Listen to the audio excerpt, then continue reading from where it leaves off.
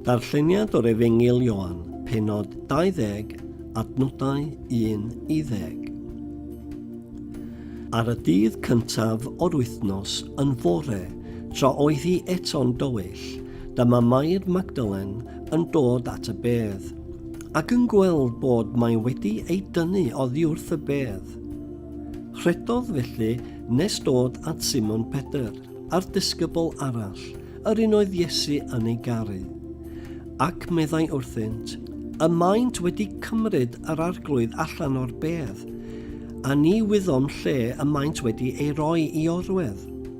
Yna cychwynnodd Pedr a'r disgybl arall allan, a mynd at y bedd.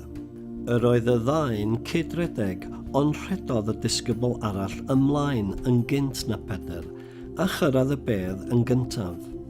Plygodd i edrych a gwelodd y llueniau yn gorwedd yno, ond ni daeth i mewn.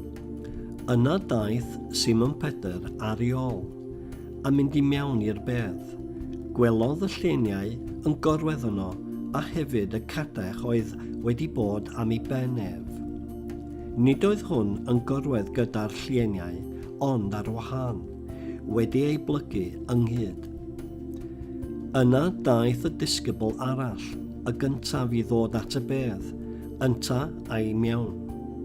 Gwelodd ac grydodd, oherwydd nid oeddynt eto wedi deall yr hyn a ddywed yr sgrythyr, fod yn rhaid iddo atgyfodi oddi wrth y meirw.